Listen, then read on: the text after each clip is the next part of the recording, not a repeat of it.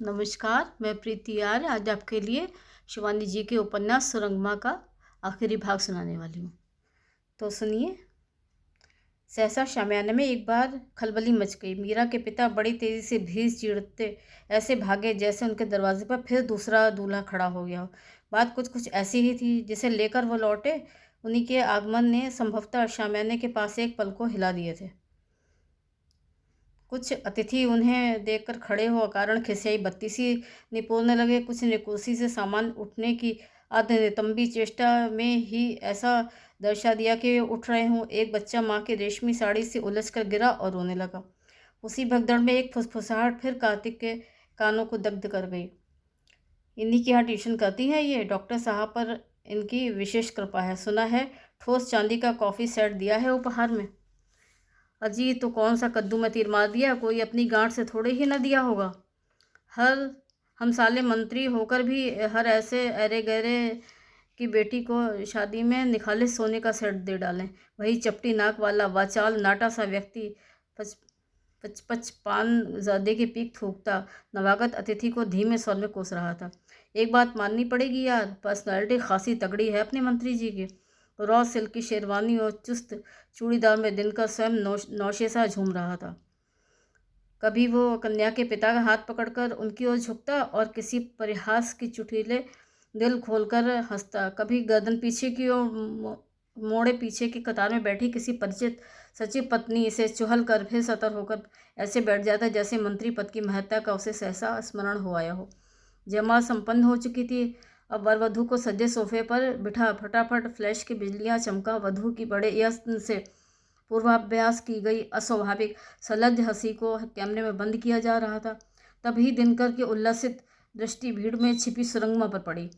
हृदय की वो सुलगती दावाग्नि जिसे वो अपने विवेक से कुचल अपने जानते बुझा चुका था, सहसा ही फिर सहस्त्र लपटों में प्रज्वलित हो उठी। चारों ओर उसे अपने हृदय की वही उद्दाम लपटें दिखने लगी। एक क्षण को उस दाहत से विचलित हो असमर्थता के वशीभूत दिनकर उस चेहरे से दृष्टि फेरने के उपक्रम में हार कर रह गया। वर्षा स्नात उस आर्द्र करुण चेहरे के चुंबनों की स्मृति उसे पागल बना गई। बुरुंश की छाया में प्रस्तर खंड पर बैठी उस प्रेयसी के कपोल ललाट अधरों का स्पर्श और स्वाद उसे फिर उसी दुस्साहस से उकसाने लगा। वे क्षण तो घोर अविवेक के थे, घोर उन्माद के थे, किंतु ये क्षण भी किसी उन्माद की ओर भाग रहे थे, उसी अविवेक की ओर। अब वो एक क्षण भी वहाँ रुका तो उसका अबाध्य चित्त न जाने क्या अनर्थ कर बैठेगा। वो जिस आंधी के वेग से आया था उसी वेग से पूरे शामियाने को झकझोरता निकल गया। डॉक्टर सिन्हा उसे हाथ पकड़कर बड़े आग्रह से रोक रहे थे। आपने तो एक प्याला कॉफ़ी का भी नहीं लिया, कुछ जलपान तो कर लेते। नहीं नहीं सिन्हा, लड़की के ब्याह में हमारे पहाड़ में अतिथि पानी भी नहीं पीते। मैं चलूँ, एक बड़ी इंपॉर्टेंट मीटिंग है, फिर 3 बजे की फ़्लाइट से दिल्ली जाना है। कार में बैठते ही दिनकर ने सीट पर गर्दन डाल आंखें बंद कर ली थी। हे भगवान, ये कैसे चक्रव्यूह में फंस गया। आज तक विनीता के साथ उसका दाम्पत्य जीवन सुखी न होने पर भी किसी अन्य नारी के प्रति उसके आकर्षण का प्रश्न कभी नहीं उठा था। राजनीति ही उसका एकमात्र प्रेम थी। जब कभी वो अपनी बिरादरी के किसी अल्पबुद्धि मंत्री को किसी नारू लोलुपता के कारण घटी राजनीतिक अकाल मृत्यु का समाचार सुनता तो उसे बड़ा दुख होता। क्या वे मूर्ख इतना भी नहीं समझते थे? राजनीति की दीर्घायु का तो मूल मंत्र ही था कंचन कामिनी से परहेज, किंतु आज तो वो स्वयं ही दलदल में फंसा जा रहा था। वो तो उसका भाग्य अच्छा था जो विनीता जी हॉलैंड से अभी नहीं लौटी थी। पति की मानसिक व्याधि को वो सर्वथा ही हथेली पे चल रही जूं सा पकड़ लेती थी। सुरंगमा का उनके गृह में उनकी इच्छा के विरुद्ध एक प्रकार से अनाधिकार प्रवेश ही हुआ था। लाल वन में घट गई उस दुर्घटना के पश्चात उस बुद्धिमती लड़की ने स्वयं ही उनसे कन्नी काट ली थी, किंतु उसकी वही उदासीनता दिनकर के प्राण हरने लगी थी। उसी मानसिक तनाव के बीच उन्हें विनीता जी का पत्र मिला था। ऐसा प्रेम पगा पत्र विनीता जी ने पति को पहले कभी नहीं लिखा था। लगता था विदेश के रूखे अस्वाभाविक परिवेश में आकर्षक जीवन सहचर की स्मृति उस प्रोषिता को विहल कर गई है। पता नहीं तुम खाने पीने का भी ध्यान रख रहे हो या हमेशा की तरह लापरवाही ही बरत रहे हो। उसने लिखा था, तुम्हें अब अपनी बढ़ती वयस का निरंतर ध्यान रखना होगा। 4 वर्ष में तुम 50 के हो जाओगे। तुम लाख फुग्गे वाली टोपी लगाकर लोक नर्तकों की टोली में साथ नाच नूच कर तस्वीर खिंचवा लो। अखबारों में छपे तुम्हारे नृत्यरत व्यक्तित्व की मोहक कटिंग मुझे बेबी ने भेजी थी। पर क्रमशः बैठी जा रही अपनी डूबते यौवन की तरंगों को तुम बहुत दिनों तक नहीं नचा पाओगे। प्रौढ़त्व की गरिमा दिखने ही में है। मैं देख रही हूँ इधर तुम अपने को बेहद थका रहे हो। मुझे आशा है अब तुम अपनी पूरी देखभाल करोगे। बेबी की पढ़ाई कैसी चल रही है? क्या मिस जोशी नियमित रूप से आ रही हैं? ईमान से कहूँ दिनकर तो मेरी अनुपस्थिति में अपने गृह में उसकी घनिष्ठता के ध्यान आते ही मैं बौरा जाती हूँ। जी में आता है तत्काल उड़कर तुम्हारी बाहों में सिमट जाऊँ, पर कैसे? जिन विदेशी मेज़बानों के सम्मुख अपने देश के दरिद्र अनाथ बच्चों के लिए भीख मांगने इतनी दूर आंचल फैलाने चली आई हूँ, वो आंचल क्या रीता ही लौट जाऊँ? और उसे भरने में अभी समय लगेगा। तब क्या उसकी चतुरा पत्नी को 7 समुंदर पार भी उसके अंतःकरण के गुप्तचर बार बार सावधान कर रहे थे? नहीं। जिस पत्नी ने उसे हाथ पकड़कर वसुंधरा पर प्रेम का पहला कदम सिखाया था, जिसके पितृगृह की महिमा ने उनके जीवन की बंजर भूमि की सींच सींच लहलहाती फसल से समृद्ध किया था, उसे वो नहीं छलेगा। 3 महीने में बेबी की स्कूली शिक्षा समाप्त हो जाएगी। सरमा का फिर उसके गृह में कभी आने का प्रश्न ही नहीं उठेगा। विनीता के पत्र आने के दूसरे दिन ही फिर एक घटना में उसे और सावधान कर दिया। कांग्रेस कार्यकारिणी की थकानप्रद मीटिंग से लौटे क्लांत दिनकर ने सहसा उससे मिलने टपक पड़े किसी विरोधी दल के सदस्य से क्षमा मांगने की असमर्थता प्रकट की थी। आज मुझे क्षमा करें, मुझे सांस लेने की भी फुर्सत नहीं है, फिर अभी बाहर जाना है। ओह! उस मुँहज़ोर सदस्य की भ्रुकुटी अश्लील व्यंग्य से क्रुद्ध बिल्ली की पीठ सी उड़ गई। कहाँ जाना है? स्टेट बैंक या फिर नैनीताल की सरस यात्रा पर निकल रहे हैं? दिनकर का चेहरा फक पड़ गया था। ये तो अनर्थ हो गया। यह व्यक्ति किस हद तक नंगेपन पर उतर सकता था वो खूब जानता था। कहा जाता है कि वो अपने खादी के कुर्ते की अहिंसात्मक जेब में बड़ी हिंसात्मक कार्य सामग्री लिए घूमता रहता है। उस शक्तिशाली ट्रांसमीटर की झलक दिनकर ने कई बार ली थी। स्वयं उसके गर्हित जीवन के विषय में प्रचलित अनेक सत्य कथाओं का गुटका दिनकर की जेब में था, किंतु वह चतुर ठग अपनी प्रत्येक अपकीर्ति का प्रमाण उसी क्षण भस्म कर राख इधर उधर बिखेर निश्चिंत निगरगंड बना हुआ घूमता फिरता था। हजरतगंज की किसी सुरंग सी गली में एक शानदार फ्लैट किराए पर ले वो संसार के सबसे प्राचीन पेशे की भव्य दुकान चलाता है और एक से ऊंचे अफसर नेता उसके ग्राहक हैं। वो दिनकर जानता था। एक बार भेष बदल कर संध्या के धुंधलके में वो वहाँ जाकर अत्यंत निकट से भीतर झांक भी आया था। दीवारों पर लगी अनेक प्रसिद्ध आधुनिक अवतार सिद्ध बाबाओं की तस्वीरें और कमरे के बीचों बीच अगरबत्ती के सुवासिक ध्रूम रेखा से घिरा ध्यान मग्न वही बगुला भगत ऐसी अडिग मुद्रा में बैठा था जैसे चारों ओर उसे लक्ष्य कर प्रेस फोटोग्राफर कैमरा साधे खड़े हों। दिनकर समझ गया था उसका गुप्तचर विभाग दिनकर के गुप्तचर विभाग से कहीं अधिक सशक्त है। एक से एक कुख्यात स्मगलर उसके यहाँ आकर ठहरते थे।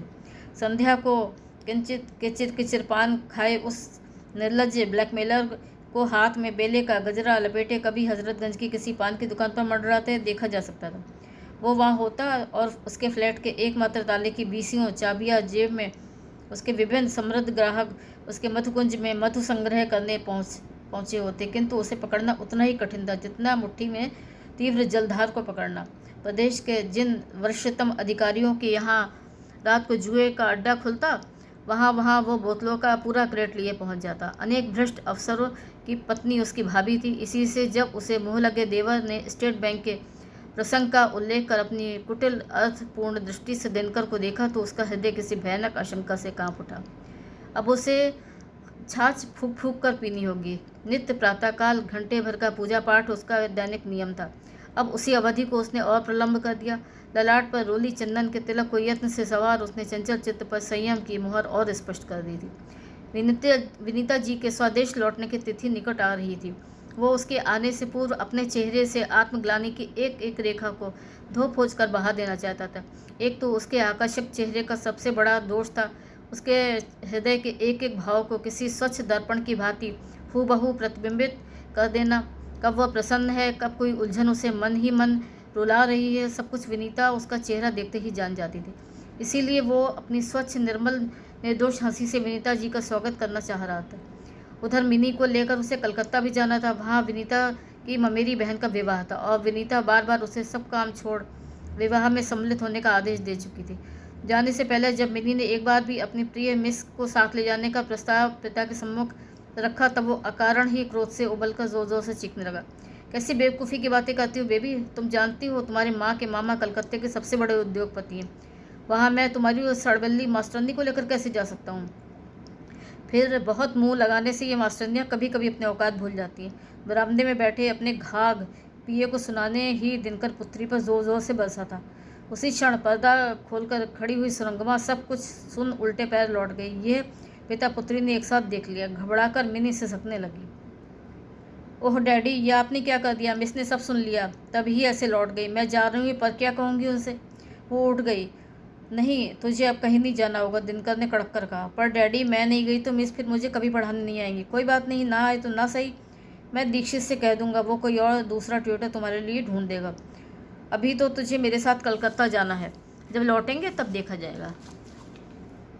मैं और किसी से नहीं पढ़ूंगी डैडी। आपने किसी नए ट्यूटर को बुलाया तो उसे वैसे ही लौटना पड़ेगा। कलकत्ते में उन अनजान आदमियों के बीच मिनी घर लौटने को व्याकुल हो उठी थी। बार बार पिता से घर लौटने की जिद कर रही थी, किंतु दिनकर का अपराधी चित्त स्वयं पश्चाताप से खिन्न हो उठा था। लखनऊ लौट जाने को उसका मन ही मन नहीं कर रहा था। बात ठीक ही कही थी मिनी ने। उस दिन जैसी बातें उसने कह दी थी, उसे सुनकर कोई भी आत्माभिमानी लड़की अब कभी लौटकर नहीं आएगी। उसे पता होता तो वो पर्दे के पीछे खड़ी है तो वो इतनी कठोर गर्जना कभी नहीं करता। उसकी नज़रों में अब वो निश्चय ही एक छिछोर प्रमाद प्रिय मंत्री मात्र बन गया होगा। जिसने उसके देवोप में सौंदर्य का उस अरण्य में वैसा ऊंचा मूल्य आका था, वही वह अपने राजसी परिवेश में राज सिंहासन पर बैठते ही उसे औकाती मास्टरनी कह गया, तो बेचारी उसे और क्या समझ सकती थी। उधर मिनी अपनी रूठी मिस को मनाने नाना उपहार जुटा चुकी थी। चौड़े लाल जरी पाड़ की धनर खोली साड़ी लिफाफे से निकाल वो सूटकेस में रखने लगी तो दिनकर ने हंसकर पूछा, ये किसके लिए ली है बेबी? मम्मी के लिए। तू तो कभी साड़ी पहनती नहीं। मैंने मिस के लिए ली है डैडी, देखिए कितना सुंदर किनारा है। मैं तो मम्मी के लिए भी एक ले लेती, पर मम्मी को ये सब साड़ियाँ पसंद नहीं है। कह रही थी बसों तक ये तात की साड़ियाँ पहन पहन कर ऊब गई हूँ, पर मिस को ये साड़ियाँ पसंद है। एक तो वैसे ही यमज लाल पाड़ की स्मृति दिनकर को गंभीर बना गई। उसने फिर कुछ नहीं कहा। 3 दिन बाद ही विनीता आ जाएगी और इस बार वो उस मूर्खा को कहीं आने जाने नहीं देगा। यदि वो फिर से जाने के लिए छटपटाई तो वो स्पष्ट कह देगा, विनीता जाना है तो चली जाओ, पर तुम्हारी अनुपस्थिति में यदि कोई अमूल्य वस्तु खो गई तो दोष मुझे मत देना, मैंने तुम्हें सावधान कर दिया है। किंतु उसी क्षण दिनकर को अपनी काल्पनिक बहस की व्यर्थता पर हंसी भी आई थी। क्या रौबदार पत्नी की उपस्थिति में वो ये सब कहने का साहस कभी कर सकता था? मिनी को लखनऊ पहुंचाकर वो दूसरे दिन ही विनीता को लेने दिल्ली चला गया था। पालम पर उसे देखकर निश्चय ही विनीता सुखद आश्चर्य से पुलकित हो उठेगी।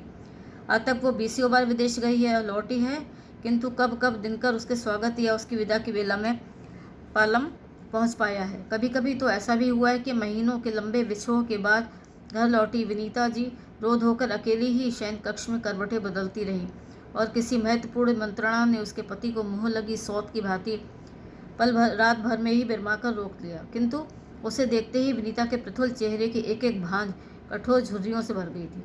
नकली पलकें सुखद आश्चर्य से झपकी या अविश्वासपूर्ण व्यंग से ही बोझिल होकर झुक गई थी। दिनकर समझ नहीं पाया।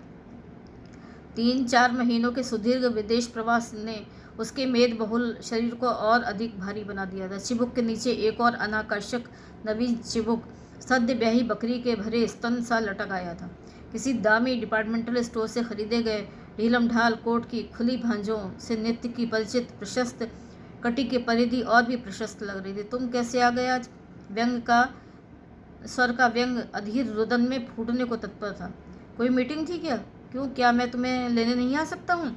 धूप का चश्मा उतार वो हंसा, किंतु उसका दिव्य स्मित भी तनी पत्नी को नहीं गुदगुदा सका।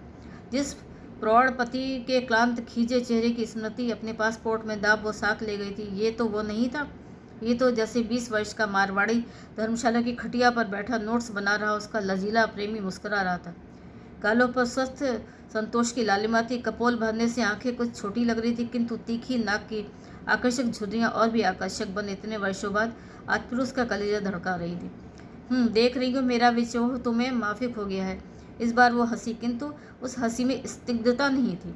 तब क्या उस तेज छुरी सी नज़र में ने बाहर से सरस ताज़े दिख रहे फल के अंतर स्थित सड़ान का स्याह डब्बा देख लिया था? क्या वो उसी को ऐसे तराश कर फेंक रही थी? कलकत्ता गए थे? हाँ। बड़े उत्साह से दिनकर ससुराल के प्रति अपना स्नेह का प्रमाण देने लग गया था। विनीता मिनी भी गई थी। एक जामदानी शॉल ले गया था, एक ओमेगा घड़ी और तुम्हारी बहन के लिए बनारसी साड़ी। मामा जी खूब खुश हो गए थे। और कौन गया था? क्षण भर की पूर्व ही सुहाग से छलकती विनीता पति पाश में बैठी बैठी ही सहसा प्रस्तर मूर्ति सी अचल हो गई। केवल होंठ ही बुदबुदाते जा रहे थे। क्यों बोलते क्यों नहीं? और कौन गया था? कैसी बात कर रही हो विनीता जी? और कौन जाता? क्यों, वो नहीं गई जिसे नैनीताल लेकर गए थे? दिनकर की दोनों हथेलियां पसीने से तरतर हो गई। ओह, तो शत्रु पक्ष ने लॉन्ग रेंज की बमबारी भी की थी। देखो विनीता जी, वो इतने वर्षों में भी पत्नी के नाम के आगे बिना जी लगाए बात नहीं कर सकता था। मैंने बहुत मना किया था, पर बेबी नहीं मारी, बराबर मचलती रही कि नैनीताल चलेगी। अब वहाँ मैं उसे क्या भीषण मीटिंग भाषणों में गले में ढोल सा लटकाए फिरता। इसी से मिस जोशी की खुशामद करनी पड़ी। वो जाना नहीं चाह रही थी, बराबर ना कर रही थी। तुमने तो संस्कृत पढ़ी है दिनकर। रस सिद्ध कवीश्वरों ने मानिनी नायिका की स्नाना को कैसे डिसाइफर किया है जानते हो ना? विनीता की तिरक कुटिल मुस्कान की पैनी छुरी अब दिनकर की छाती पर थी। फिर कोई उत्तर न पाकर विनीता का चेहरा अजीब सा हो गया। कनखियों से ही दिनकर ने पत्नी के गोल गोल चेहरे को किसी हवा निकल रहे गुब्बारे की भांति दयनीय रूप से सिकुड़ता देख उसका हाथ उठा और अपनी छाती से लगा लिया। टूटी पत्नी को मनाने के लिए अब जिह्वा की कोई दलील कारगर नहीं हो सकती थी, वो समझ गया। ड्राइवर की उपस्थिति में जितना मूक प्रेम प्रदर्शन संभव था, उतने से ही तनी विनीता को बांधता सहलाता वो गंतव्य आवास पर पहुंचा था। किस माननीय पत्नी के उपालंब के रोड़े कंकड़ प्रेम प्रदर्शन की सशक्त वन्या में नहीं बह जाते? पुरुष नारी की इसी दुर्बलता का तो दिन रात लाभ उठाता है। अपने अक्षम्य अन्याय से वो नारी को कितना ही क्यों न सता ले। जहाँ उसे बाहों में भर उससे 5 मृत्युंजयी शब्दों का पंच तिक्त पिलाया, मैं तुमसे प्रेम करता हूँ, वही नारी अपने हृदय की बड़ी से बड़ी व्याधि की व्यथा भी भूल जाती है।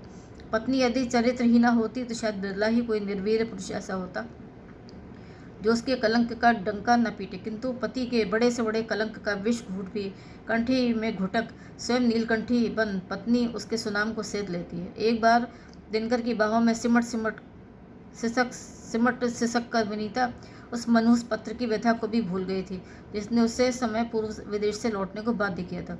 तुम तो जानती हो विनीता जी, नित्य विरोधी दल की पैनी तलवार के आघात सहने की अभ्यस्त चतुर्जुहा स्वयं पैनी तलवार बनी लपलपाने लगी। राजनीति में केवल कीचड़ है, उसी कीचड़ में जब कमल उगता है तब क्या ये संभव है कि उस पर कभी कीचड़ के धब्बे ही न पड़े? तुम मेरी अर्धांगिनी हो, यदि तुम ही मुझ पर अविश्वास करने लगी तो बताओ मेरी स्थिति क्या रह जाएगी। मैं आज अपनी पूरी ईशा दग्ध बिरादरी की आंखों की किरकिरी हूँ। तुम जानती हो मेरी महत्वाकांक्षा क्या है। मैं जानता हूँ एक न एक दिन समग्र देश की सत्ता स्वयं सरसराती मेरी मुट्ठी में सिमट कर ऐसे बंद हो जाएगी। अपनी बद्ध मुष्टिका वो फिर बड़े नाटकीय कौशल से विनीता की नाक के नीचे ले आया था। मेरा यह अश्वमेघ यज्ञ बड़े कैसे संपन्न होगा विनीता जी, यदि तुम स्वयं ही मेरे अश्व की लगाम पकड़कर उसे रोक लोगी। जो पति अपने पत्नी का विश्वास नहीं पा सकता, उस अभागे का फिर संसार का अकर्मण व्यक्ति भी विश्वास नहीं करता। पति की इसी दलील ने विनीता को पराजित कर दिया था। वो पति के साथ लखनऊ लौटी तो उसका चेहरा वर्षा से सद्य स्नात पथरीली छत सा ही उज्ज्वल होकर निखर आया था। आते ही उसने दौड़कर उदास पुत्री को खींचकर छाती से लगा लिया था। अरे ये कैसा चेहरा बना लिया, क्या बीमार पड़ गई थी? सचमुच ही लड़की का इतना सा चेहरा निकल आया था। मेरी मिस नहीं आ रही मम्मी, ये सब डैडी ने किया है। उसका स्वर रुआसा हो गया। तीव्र भत्सा की दृष्टि से उसने पिता को देख छछलाई आके फिर, क्यों, डैडी ने क्या किया? संदिग्ध दृष्टि से विनीता जी ने पति को घूरा। क्या उसकी अनुपस्थिति में कुछ कर बैठा था भागा? दिनकर की उस दिन की गर्जना का एक एक शब्द दोहराकर मिनी आंखें पोंछने, पता नहीं और भी क्या क्या बक गए थे डैडी। मिस पर्दे के पास खड़ी सब सुन रही थी। ये मैंने देख लिया था। आंखों ही आंखों में मैंने डैडी को कितनी बार समझाया, पर सुनते तब ना, जब मैं उनके पीछे पीछे उन्हें मनाने लगी तब भी मुझे झड़क दिया। अब मनाने नहीं जाएगी तू? क्या पता क्या सोच रही होंगी मिस। अचानक विनीता का हृदय कागज के फूल सा हल्का होकर पति के प्रति असीम कृतज्ञता से छलक उठा। कैसी मूर्खा थी वो। ऐसे देवतुल्य पति का उसने अविश्वास किया था। यदि उस गुमनाम पत्र लिखने वाले चोट्टे के आरोप में कुछ तथ्य होता तो क्या दिनकर अपनी प्रेसी को ऐसे लाठी लेकर स्वयं खदेड़ देता? तू घबरा मत बेबी, उसने पुत्री की पीठ थपथपाई और कनपटी बनावटी क्रोध की लाड़ भरी चितवन से पति को देखकर कहा, मैं आज ही शाम को तेरे साथ चलकर तेरी मिस को मना लाऊंगी, देखूं कैसे नहीं आती है। और उसी शाम वो विदेश से बटोर कर लाई गई अपनी अलभ्य उपहार सामग्रियों में से 3-4 उपहार बटोर अपनी पुत्री के साथ उसकी रूठी शिक्षिका को मनाने चल दी। इतवार की सांझ सुरंगमा प्रायः घर पर ही बिताती थी। सुबह बाल धोए थे, बिना सुलझी खुली केश राशि अभी भी पीठ पर बिखरी थी। अपनी खुली प्रिय खिड़की से उसे राह चलती रंगीन भीड़ का मेला, मोटरसाइकिल, रिक्शा की कतार देखना बड़ा अच्छा लगता था। दिनकर के मुंह से उसने जिस दिन से अपने लिए ऐसे अपशब्द सुने थे, उस दिन से वो भूखी ही सो गई थी। छी छी, तब क्या उसे खेलने के लिए ही उसने उस अरण्य में उस सरस भूमिका से उसे लुभाया था? मीरा की चेतावनी तब से बराबर उसके कान में गूंज रही थी। इन मंत्रियों का क्या कोई ठिकाना है? अच्छा ही हुआ जो विधाता ने उसे स्वयं ही उस कलुषित परिवेश से बाहर खींच लिया। फिर भी मिनी के लिए उसका मन बीच बीच में न जाने कैसा होता था। बेचारी लड़की, ठीक परीक्षा से पहले वो उसे बीच मझधार में छोड़ आई थी। 3-4 दिन तक बैंक से लौटने पर बड़ी आशा से द्वार खोलती। क्या पता उसकी अनुपस्थिति में लड़की बंद द्वार की दराज उसे लौट आने के लिए कोई अनुग्रहपूर्ण चिट डाल गई हो। कभी भी कोई कार सड़क पर अपनी धीमी गति करती तो वो खिड़की से उचक उचक कर देखने लगती, किंतु कोई नहीं आया। 8वें दिन जब वो किसी भी व्याघात के लिए प्रस्तुत नहीं थी, तभी बिना किसी पूर्व सूचना के विनीता जी ने पुत्री के साथ उसका द्वार खटखटाया था। कौन? दिन हो या रात, सुरंगमा बिना ये प्रश्न पूछे कभी द्वार नहीं खोलती थी। मैं हूँ मिस, उस मीठी आवाज़ ने उसके विशेषण हृदय को सहसा उत्फुल्ल कर दिया। ओह, तो तुम? मैं अभी तुम्हारे बारे में ही सोच रही थी विनी। शिष्या का स्वागत करने के लिए फैले उसके दोनों हाथ विनीता जी को देखते ही शून्य में फैल रह गए। वात्सल्यपूर्ण मैत्री के गागर से छलक उठी उसकी तरल आंखें कठोर हो गई। ये कैसे आ गई? आज तक तो कभी दम्भी महिला कभी उसके घर आई नहीं थी। आइए, नम्र अभ्यर्थना के साथ उसने कुर्सी खिसका दी। छोटे हवादार कमरे की स्वच्छ सुघड़ता को विनीता जी की सुरुचि संपन्न आंखें बड़े गौर से देख रही थी। दर्पण सा चमकता फर्श, दीवार पर ओम शुभ लाभ को घेरे हुए अर्धवृत्ताकार रेखा, खिड़की पर लगा चुन्नटों में सदा पर्दा, एक एक वस्तु को सूक्ष्म तहों के भीतर तक विनीता जी की दृश्य छिपकली सी सरसरा रही थी। खिड़की का पर्दा उसकी प्रशस्त परिधि के अर्धांग को ही ढक गया था। ऊपर खुले बाग से आते गोमती स्नात झोंके में अद्भुत ठंडक थी। कमरे में वायव्य कोने में एक तख्त बिछा था, उसी पर शायद लड़की सोती थी। दूसरे कोने में पिता का तानपुरा टेका था और पास ही तबलों की जोड़ी धरी थी। वाह सुरंगमा, तबीयत खुश हो गई तुम्हारा घर देखकर। और कितने कमरे हैं? वो प्रश्न के साथ बड़ी ललक के साथ खड़ी हो गई। स्पष्ट था वो सब कमरों को देखना चाह रही थी। मिनी को माँ का ये अनावश्यक कुतूहल जरा भी अच्छा नहीं लग रहा था। सुरंगमा उसका चेहरा देखकर समझ गई थी, किंतु अपने भुवन मोहक स्मित के साथ वो उठ गई। आइए दिखा दूँ। बड़ा कमरा तो यही है, पर एक छोटा कमरा, एक छोटा सा बेडरूम और भी है। एक किचन, एक स्टोर, एक बाथरूम और एक छोटा सा बरामदा भी है। विनीता जी की बड़ी बड़ी आंखों की पुतलियां फिर उसी कुटिलता से संकुचित हो गई। किसी अनुभवी CID किसी उनकी समस्त जिज्ञासा उन कुटिल पुतलियों की नोक पर आकर चमकने लगी। इधर उधर प्रत्येक कोने कोने दीवार पर आंखें फेरती वो किसी ऐसी मंथर गति से अग्रसर हो रही थी जैसे किसी फौजी टुकड़ी का निरीक्षण कर रही हो। क्या पता किसी खूंटी पर टंगा पति का कोई खादी का कुर्ता ही दिख जाए, कोई तस्वीर या कोई प्रणय चिन्ह। दूसरे बेडरूम में एक आदनूसी चौकी पर स्वामी रामतीर्थ, माँ और विवेकानंद की 3 तस्वीरों के नीचे एक अगरबत्ती जल रही थी। दीवार पर माँ और नाना की एक बड़ी सी तस्वीर टंगी थी। तस्वीर का सुनहरा जड़ाऊ चौकटा बरबस आंखें बांध लेता था। पितृगृह से पलायन के पूर्व माँ इसे अपने सूटकेस में छिपा कर लाई थी।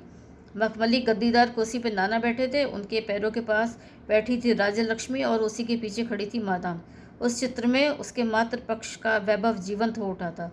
धोती की चुन्नटों से लेकर रेशमी कुर्ते की सरसराती तरंगों में कुर्सी पर तनकर बैठे उस व्यक्ति संपन्न जोतदार का वैभव उदती छलछलाकर देखने वालों को अब भी अभिभूत कर देता था। दोनों घुटनों पर हाथ धरे नाना मुस्कुरा रहे थे। बालों को किसी श्रृंगार कुशल वार वनिता की भांति पत्तियों में काट और बाईं ओर की मांग निकाल संवार विभक्त किया गया था। काली सघन मूछें थी विलासी तरुण की, किंतु बड़ी बड़ी आंखों में था किसी संसार त्यागी का वैराग्य। पतली नाक वैसी ही थी जैसी रवि वर्मा के चित्रों के नायक की हुआ करती थी। पायदान पर धरे चमकते पंपशू के अग्रभाग में लगी हिटलर सी मूछों सी तितली चित्र में भी सतर खड़ी थी। घुटनों पर दोनों हाथ शायद हीरे पुखराज की अंगूठियों के प्रदर्शन के लिए ही धरे गए थे। आसपास धरे 2 गमलों के पास ही पत्तियां गिद्ध के डैनों सी फैल गई थी। किशोरी राजलक्ष्मी के पीछे मादाम खड़ी थी। उनके अल्पाके गाउन पर छपे अंगूर के बड़े बड़े गुच्छे और अंगूरी पत्तों के बीच एक बड़ा सा ब्रोच लगा था। बालों में विक्टोरियन जूड़े ने चेहरे को और भी कठोर बना दिया था। जूड़े पर लगे सोने के कंघे पर खुद चिर सुहागनी ठाको चिर सुहागन रहो की लिपि चित्र में बड़ी स्पष्ट होकर उतर आई थी। लक्ष्मी ने ही सुरंगमा को बताया था कि कैसे उसने एक बार अपनी बचकानी जिद में चित्र पर ही कागज़ चिपकाकर उस कंघे को छिपा दिया था। ये कंघा कभी उसकी माँ का था। जिस दिन माँ की तबीयत ज़रा हल्की होती और माया उसका बड़ा सा जूड़ा बनाती, उस दिन माँ बड़े शौक से ये कंघा अपने बड़े से जूड़े में खोस लेती, फिर स्वयं ही उसे पुकारती, कहती, खुक्कुए ने रेखे दे तो माँ बड़ लाग छे, मुन्नी निकाल दे तो बेटी बड़ा चुभता है। माँ का सुहाग उसे ऐसे ही चुभता था। सुरंगमा, इससे तो मैं इस चित्र को हमेशा बक्से की तह में डालकर रख देती हूँ, लक्ष्मी ने कहा। किंतु चित्र में मदाम की सौत का कंघा जरा भी नहीं चुभ रहा था। वो अपनी रहस्यमय खूनी मुस्कान के साथ दगदगाती खड़ी थी। उनकी विराट छातियाँ शरीर से बहुत आगे निकलकर पैरों के पास बैठी लक्ष्मी के सर के ऊपर शेषनाग के फन की भांति फैल गई थी। सहमी सिमटी तिरछी होकर बैठी माँ के अंग प्रत्यंग पर न जाने कैसे कैसे गहने थे, जैसे कभी बंगाली जौहरियों के पुराने कैटलॉग में हुआ करते थे। बाला, बाउटी, कंकण, बाँक, जोशम, मयूरकंठी हार और पतली नाक में बड़ी सी नाक छवि। वो श्यामल सलोना चेहरा तीनों में सबसे प्रखर होकर उभर आया था। वह ये किसकी तस्वीर है जी? विनीता जी ने पूछा। मेरे नाना, मेरी माँ और मेरी गवर्नेंस। सुरंगमा जानती थी वो कुतूहल प्रिया निश्चय ही मदाम के विषय में भी अवश्य पूछेगी। इसी से उसने प्रश्न के पूछने से पहले स्वयं ही उत्तर दे दिया। गवर्नेंस? उसकी उठी भ्रकुटी में विद्रूप का स्पष्ट संकेत था। पूछते ही स्वयं ही उन्होंने बड़े कौशल से कंठ स्वर बदल दिया। पूछा तो उन्होंने इसी उद्देश्य था, क्या उसके गृह में ट्यूशन करने वाली इस लड़की की माँ की कोई गवर्नेंस भी हो सकती थी? हाँ, उस ज़माने में तो समृद्ध ग्रहों में प्रायः ही पुत्रियों के लिए विदेशी गवर्नेंसों की नियुक्ति की जाती थी। कहकर वो बड़े ध्यान से चित्र को घूरने लगी। सहसा उन्होंने अपनी दूसरी गोली दागी। तुम्हारे पिता का कोई चित्र नहीं दिखा हमें? नहीं है क्या? जी नहीं, उन्हें चित्र खिंचवाना अच्छा नहीं लगता। जी मैंने देखा है मम्मी, आकाशवाणी के नेशनल प्रोग्राम के साथ एक बार उनका बड़ा चित्र छपा था। एकदम मिस से मिलता है उनका चेहरा। यही तो मैं सोच रही थी, तुम्हारी माँ से तो तुम्हारा चेहरा एकदम नहीं मिलता। फिर एक बार संदिग्ध दृष्टि से चित्र को घूरती वो बरामदे की रेलिंग पकड़कर खड़ी हो गई थी। इस ग्रह में आते ही उनके पति के संधि पत्र पर हुए हस्ताक्षर फिर धूमिल हो गए थे। इस बित्ते भर की छोकरी के उपस्थिति में वो क्यों अपने को इतना क्लांत, विवश और असहाय अनुभव करने लगती है? क्यों एक अनामा आशंका उन्हें अकारण ही प्रतिपल विचलित कर रही थी? कौन उनके अंतःकरण के अर्गला बार बार खटखटा कर कह जाता था, यही तेरी सौत है, तेरी सौत। एक बार उनके पिता के किसी जर्मन उद्योगपति मित्र ने उनका हाथ देखकर कहा था, गड़ोदिया, तुम्हारी पुत्री जन्म से ही साइकिक शक्ति लेकर आई है। इसकी अद्भुत अंतर्दृष्टि इसे सदा पग पर आ गए खंदक गड्ढों से बचाती रहेगी। इसी से भविष्य रहेगा सदा उज्जवल। किंतु दर्पण से प्रतिबिंबित हो रही दुर्घटनाओं की आशंका जनित चिंता का सदर्द भी इसे नित्य बना रहेगा। मिस्टर ब्रैनसन की पिता को लेकर की गई एक नहीं अनेक भविष्यवाणियां सत्य साबित हुई थी। उन्होंने विनीता की ये रेखा ठीक ही पड़ी थी। उनके इस बात समय से पूर्व आ जाने का कारण भी यही था। एक महत्वपूर्ण मीटिंग को छोड़ वो रात ही त्रिचूर से उड़कर लखनऊ आ गई थी। आकर ठीक ही किया था। दिनकर के विरुद्ध उन दिनों सशक्त विद्रोही दलों की सम्मिलित शक्ति का गहरा षड्यंत्र चल रहा था। ना वो ठीक से सो पाती थी, ना खा पा रहा था। डॉक्टरों को बुला विनीता जी ने उसके शरीर के एक एक अंग की जांच करवा ली थी। कानपुर से हृदय रोग विशेषज्ञ को बुलाकर उन्होंने हृदय की भी पूरी जांच करवाई। डॉक्टरों ने 10-12 दिन बिस्तर से न हिलने की सलाह दी। मानसिक तनाव और शारीरिक क्लांति के अतिरिक्त उन्हें किसी चिंताजनक स्थिति उन्हें नहीं दिखाई दी। सुनते ही विनीता जी ने अपने पति को लक्ष्मण रेखा में घेर कर मूंद दिया। कैसा भी कोई मिलने वाला क्यों ना आए, वो किसी को भीतर नहीं जाने देती। पति के सिरहाने बैठकर वो उनकी सारी शारीरिक क्लांति और मानसिक तनाव को अकेले ही भगा देगी। फिर त्रिशूल लौट जाएगी। पुत्री की शिक्षिका को मनाने का उनका सारा उत्साह ठंडा पड़ गया। वो मंत्री पत्नी थी, बुलाना ही था तो पीए को भेजकर उस लड़की की नकेल खींचकर कोठी पर ही बुलाकर जवाब तलब करवा सकती थी। क्यों नहीं आई थी? नहीं आ सकती थी तो कहलवा तो सकती थी। फिर ठीक परीक्षा के 2 महीने पहले लड़की को धोखा क्यों दे दिया? आज यहाँ आकर उसने क्या स्वयं घुटने नहीं टेक दिए थे? जब शासन का दम भी रुख अपनाना मूर्खता ही होगी। आइए, एक प्याला चाय पी लीजिए। हाथ में ट्रे लिए मुस्कुराती सुरंगमा खड़ी हुई तो विनीता जी की अनमय सी पीठ ये ही खड़ी रह गई, जैसे सुनी ना रही हो। मम्मी, मिस चाय बना के लाई हैं। अरे, तुमने ये सब क्यों किया? उन्होंने हंसकर कहा। किंतु सुरंगमा ने उस औपचारिक हंसी में घुले हलाहल की झलक देख ली थी। प्लेट में धरे बिस्किट एक और खिसका उन्होंने रूखे स्वर में कहा, चाय भी मैं बेवक्त नहीं पीती, पर तुम बना लाई हो तो लाओ पी लूँगी। मिस देखिए मम्मी आपके लिए क्या लाई हैं। मुझे पता था आपको परफ्यूम्स की कैसी वीकनेस है। मैंने मम्मी को लिख दिया था और आपके लिए शैनल मंगवाया है। और ये डार्क ग्लासेस पहननी है मिस। उसकी मुँह लगी शिष्या ने फिर ज़बरदस्ती धूप का चश्मा उसकी आंखों पर लगा दिया। हंसती सुरंगमा ने चश्मा ठीक से लगाया और चाय का घूंट विष बनकर विनीता जी के कंठ में घुल गया। कैसा मारात्मक रूप दे दिया था भगवान ने इसे। एक ही भू श्रेप में एक साथ कितने ही घर बर्बाद कर सकती छोकरी। हाय मम्मी देखिए कितनी सुंदर लग रही है मिस। वो कौन सी फ्रेंच एक्ट्रेस थी मम्मी जिसकी फिल्म हमने उस बार फिल्म फेस्टिवल में देखी थी? एकदम वैसी ही लग रही हैं आप। सुरंगमा ने हंसकर चश्मा उतार दिया है। तुम्हें तो मैं हमेशा एक न एक नई फिल्म एक्ट्रेस सी लगती हूँ मिनी। पर ये सब तुम रखो ना, तुम्हें भी तो परफ्यूम्स बहुत अच्छे लगते हैं। वाह जी वाह, हम क्यों ले मम्मी, हमारे लिए भी तो लाई हैं। आप जब कल आएंगी तब दिखाऊंगी। चतुरा मिनी बातों ही बातों में उसके पुनः आने का समर्थन उसी के मुंह से सुनना चाह रही थी।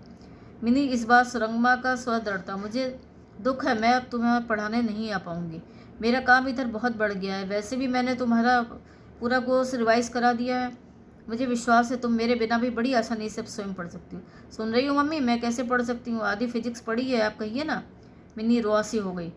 विनीता जी ने इसी बीच पुत्री की समस्या का नया समाधान ढूंढ लिया। उल्लासित होकर उन्होंने सुरंगमा के दोनों हाथ थामे। देखो सुरंगमा, तुम क्यों नहीं आना चाह रही हो मुझे बेबी ने बता दिया है। तुम्हें उसके कहने का बुरा नहीं मानना चाहिए। तुम तो देख ही रही हो वो क्या हमारी तुम्हारी तरह उठ सो पाते हैं? न समय पर खाना पीना, न समय पर नींद, रात भर जाग जाग कर फाइलें देखते रहते।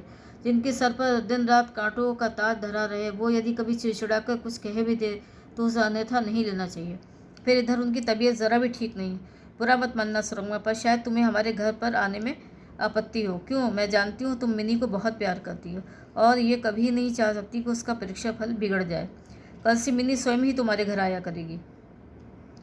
मोहम्मद अगर कुएं के पास नहीं आ सकते तो कुआं ही प्यासे मोहम्मद के पास आएगा, क्यों है ना बेबी? विनीता जी फिर बिना सुरंगमा की स्वीकृति की प्रतीक्षा किए ही उठ गई। चल बेबी, 7 बजे तेरे डैडी को सूप देना है, 6:30 यहीं बज गए। बस यही तय रहा सुरंगमा, कल से तुम्हारी शिष्या यहीं पढ़ने आया करेगी। अनमनी से सुरंगमा बिना कुछ कहे, बिना किसी अभ्यर्थना के वहीं खड़ी रह गई। जिस ग्रह से वो हृदय दृढ़ कर नाता तोड़ चुकी थी, वही उसे देखते ही देखते फिर अपने ममत्व में के घेरे में बांध गया। मिनी के लाए उपहारों को उठाने लगी तो बादामी कागज़ के लिफाफे में धरी लाल जरी पाड़ की सफ़ेद साड़ी उसके हाथों में आ गई। ये कौन लाया? मिनी उसकी मम्मी या उसके डैडी? उत्तराखंड के अरण्य में उसने ऐसी ही लाल पाड़ की तुलना किसी विस्मृत चित्र से की थी। क्या ये उसी का भेजा गया उपहार था? दूसरे दिन मिनी आई तो वो उसे साड़ी लौटाने लगी। मिनी, ये पैकेट शायद कल तुम भूल गई थी। वाह मिस, भूलूंगी कैसे? ये तो मैंने कितनी ही दुकानों से ढूंढकर आपके लिए लाई हूँ। असल में लाल पाड़ की साड़ी आप पर बहुत अच्छी लगती है, इसी से मैंने ले ली। उस दिन तो आपकी वो साड़ी भीग कर एकदम ही खराब हो गई होगी। पढ़ाई समाप्त होने पर भी उसकी शिष्या घर जाना नहीं चाहती। सुरंगमा ही उसे डांट डपट कर घर भेज देती थी। जाओ मिनी, कुछ और नहीं पढ़ना है क्या? नहीं प्लीज़, 10 मिनट और रहने दीजिए, फिर चली जाऊंगी। फिर वो कभी सुरंगमा के गुलदस्ते में घर से लाए फूल से जाती, कभी उचक कर खिड़की पर बैठ जाती, कभी ज़बरदस्ती उसे अपनी कार में घुमाने खींच कर ले जाती। Just for a long drive miss. Arjunganj चलेंगी, जहाँ उस बार गए थे। 2 ही महीने में उसकी मुँह लगी शिष्या से स्वयं ही उसका रिश्ता टूट जाएगा। विनीता जी की पुत्री की स्कूली पढ़ाई शेष होते ही उसे दिल्ली भेजने का पूरा प्रबंध कर चुकी थी। मीरा अपना लंबा हनीमून बनाकर लौटी तो भागकर सुरंगमा से मिलने पहुंची। सुरंगमा अपनी शिष्या को पढ़ा रही थी। कितनी बदल गई थी मीरा। सावले चेहरे पर क्या उसके हनीमून ने ही कोई जादुई प्रलेप मल दिया था? सुरंगमा आज अपनी शिष्या की छुट्टी कर दी। क्यों? मैं नहीं, छुट्टी चाहिए तुम्हें? No thanks. उसका संक्षिप्त बचकाना उत्तर सुन सुरंगमा जोर से हंस पड़ी। देखो, इसे कहते हैं गुरु भक्ति। मैं छुट्टी दूँ तब भी मेरी शिष्या मुझे छोड़कर नहीं जाएगी। सब ठीक है, तू चटपट पढ़ा ले, फिर मैं तुझे घर ले जाऊँगी। कितनी सारी बातें जमा हैं। You have volumes to listen. I am so happy. वो दोनों पैर ऊपर कर तखत पर पद्मासन मुद्रा में बैठ गई। आनंद उसके ललाट उज्ज्वल आंखों नासिकाग्र से झरझर बहता पूरे कमरे को भिगो रहा था। चल चल, पढ़ा और छुट्टी कर, उसने ऐसे अधैर्य से कहा जैसे उन दो सखियों के बीच मिनी कोई बड़ा सा रोड़ा बनकर अटक गई हो। मिनी का चेहरा कुछ मलिन हो गया था। वो सुरंगमा ने देख लिया। तुम तब तक ये सम करो मिनी, मैं चाय का पानी चढ़ाया हूँ। उसकी पीठ पर स्नेह का हाथ सहला वो जाने लगी तो मीरा भी उसके पीछे चल दी। लुक हियर मिस जोशी, कुछ दाल में काला तो नहीं है यार? उसने सुरंगमा का चिबुक थाम लिया। अकारण ही सुरंगमा की कर्ण मूल पर व्रीड़ा का अंगराग फैलता पूरे चेहरे को अबीरी बना गया। मतलब तो चिबुक से मीरा का हाथ हटा, फिर गैस जलाने झुक गई। मतलब यही है डार्लिंग कि जब से नैनीताल से लौटी हो हम तुम्हें बराबर देख रहे हैं। देवदार की हवा तुम्हें बहुत माफिक आ गई है। चल हट, हर वक्त ये बेकार का मजाक अच्छा नहीं लगता। कहीं किसी ने सुन लिया तब तब ये बेकार का मजाक तुम्हें बार बार वीर बहुटी क्यों बना देता है जी। और जहाँ तक सुनने की बात है वही आगाह करने तो आज मैं यहाँ आई हूँ। तेरी नैनीताल यात्रा को लेकर लोग बातें करने लगे। दिनकर जी के शत्रु भी तो कम नहीं है। आते ही सुना तो सोचा तुझे जाकर बताया हूँ। You have to be very careful, very very careful. आजकल लोग जेबों में टेप लिए घूमते हैं, समझी। मीरा तू क्या मेरा विश्वास नहीं करती। सुरंगमा के होंठ थरथराने लगे। जब से नैनीताल से लौटी हूँ सिर्फ एक बार कोठी में पाँव रखा है। मैंने तो ट्यूशन भी छोड़ दिया था। विनीता जी खुद आकर गिड़गिड़ाने लगी। तब से बिन्नी यहाँ आकर पड़ जाती। मीरा ने कुछ नहीं कहा, किंतु जिस दृष्टि से उसने अपनी सखी को देखा उसमें उसके लिए बहुत सहानुभूति थी, असीम सहानुभूति। मीरा 2-3 दिन रहकर अपने पति के साथ कनाडा चली गई तो सुरंगमा को लगा माँ की मृत्यु के बाद वो दूसरी बार असहाय बन गई है। उसके एकमात्र हितैषणी अब सुदीर्घ अवधि के लिए विदेश गई तो क्या 1 वर्ष से पहले कभी लौट सकती थी। जाने से पहले सुरंगमा को बाहों में भर एक बार फिर वो अपनी वही चेतावनी दोहरा गई। सुरंगमा, मैंने तेरी दुर्बलता को पकड़ लिया है। तू लक्ष्य पाए, दिनकर जी का नाम लेते ही तेरा चेहरा वैसा कैसा हो जाता है। कभी जी में आता है दर्पण ला के तुझे दिखा दूँ। पर देख सुरंगमा, मैंने विनीता जी के क्रूर स्वभाव की अनेक कहानियाँ सुनी हैं। कहते हैं इसी हृदयहीन महिला ने अपनी भोली सौत को जहर देकर मरवा दिया था। अब ये सर्पणी छछूंदर की भांति निगले अपने आकर्षक पति को न निगल पाती है न उगल। I feel so sorry for him. साल में 10 महीने तो समाज सेवा करती है, 2 महीने पति सेवा। दिन रात रेगिस्तान में भटकने वाले उस रूप पिपासु पथिक को तेरे रूप की सरस जलधार अपनी ओर नहीं खींचती तो मुझे आश्चर्य ही होता। पर दिनकर जी भले ही प्यासे मर जाएं, पर जानने पर उन्हें कभी भी पानी नहीं पीने देगी। मुझे भय है उस जलधार के लिए कहीं चुड़ैल अपने नैनों के अग्निबाण से उसे भी सोख कर न सुखा दे। सुरंगमा, तू किसी सत्ताधारी निरंकुश सम्राट की रक्षिता बने, ये मैं नहीं चाहती। ईश्वर ने तुझे आक्रमण हस्त से सौंदर्य दान दिया है, तुझे किसी सम्राट के हृदय की एकमात्र साम्राज्ञी बनने के लिए, समझी। मैं अब भी तुझे राय दूंगी तू कार्तिक दास से विवाह कर। लेकिन तुमलान हंसी के साथ सुरंगमा ने अपने चिर कौमारे व्रत का वही दृढ़ निश्चय दोहरा दिया। तू निश्चिंत रह मीरा, मैं न किसी की रक्षिता बनूंगी न साम्राज्ञी। लौट कर देखी कि किसी ब्रांच मैनेजर की कुर्सी पर बैठी मैं मोटा सा रजिस्टर देख रही हूँ। बड़े से कांच से ब्रांच मैनेजर का चेहरा पहचान तू निसंकोच भीतर चली आना। इस बीच मिनी उसे बड़े आग्रह से अपने जन्मदिन की पार्टी का निमंत्रण दे गई थी। प्लीज़ मिस, आप आइएगा ज़रूर, मम्मी ने भी कहा है। फिर मम्मी कल त्रिचूर चली जाएंगी। पर सुरंगमा जानबूझकर ही उस दिन एक दिन की छुट्टी लेकर कानपुर निकल गई थी। वहाँ रहती तो मिनी उसे स्वयं आकर खींच ले आती। दिन भर कानपुर घूमकर वो रात को लौटी। मिनी के जन्मदिन का उपहार उसने कागज़ में लपेट सिराने रख दिया था। कल आएगी तो वही थमाकर कह देगी मुझे अचानक ही दौरे पर जाना पड़ा। मिनी इसी से नहीं आ पाई। हाथ मुँह धोकर नाइटी पहन वो खिड़की के पास आ खड़ी हुई ही थी कि उसकी दृष्टि द्वार के पास पड़े एक पैकेट पर पड़ी। प्रायः ही डाकिया द्वार की दराज से उसकी चिट्ठियाँ सरका जाता था। एक बड़े से लिफाफे में अपना टाइप्ड पता देकर उसने लिफाफा खोला। शायद किसी कंपनी का कैलेंडर था। पैकिंग बड़े यत्न से की गई थी। दोनों ओर 2 गत्ते के मोटे टुकड़े के बीच सैंडविच सी तस्वीर खुलकर उसके हाथ में आई। वो खड़ी नहीं रह पाई। उसे लगा वो फिर उस निर्जन अरण्य के प्रस्तर खंड पर बैठी थरथरा रही है। उसके कपोल से अधर सटाकर किसी भी भारी आवाज़ में कह रही है, मुझे आज अपने उस प्रिय चित्र की मॉडल मिल गई है सुरंगमा। तखत पर बैठकर सुरंगमा ने ध्यान से चित्र को देखा। क्या वो उस दिन ऐसी ही लग रही थी? गीली सफ़ेद लाल पाड़ की साड़ी में झांकता उसका उन्मुक्त यौवन भी क्या उस दिन इतना ही निर्लज बन गया था? भीगी लटे साड़ी की आर्द्र भांजों से झांकते विद्रोही स्तन युगल और चेहरे पर समर्पण का वो अद्भुत संतुष्ट स्मित। वो जीर्ण चित्र शायद भेजने वाले ने किसी पुस्तक की भान से ही निकाल कर भेजा था। न कहीं भेजने वाले का नाम था न पता। फिर भी सुरंगमा उस चित्रकार की एक एक रेखा में भेजने वाले के हस्ताक्षर पड़ चुकी थी। न जाने कब तक वो पागल सी उस चित्र को हाथ में लिए बैठी रही।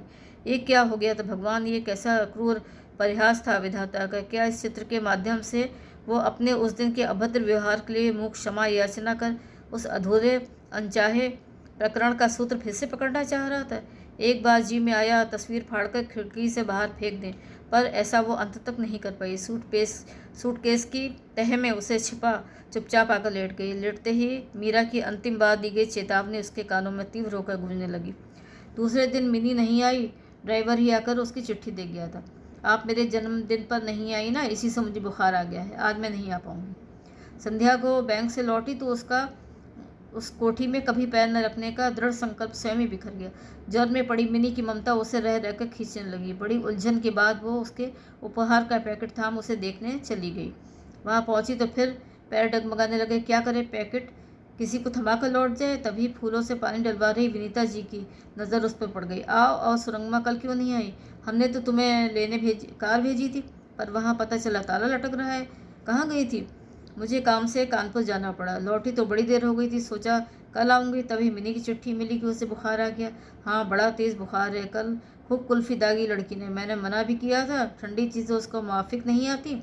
तुम जाओ, अपने कमरे में ही लेटी है, मैं अभी आ रही हूँ।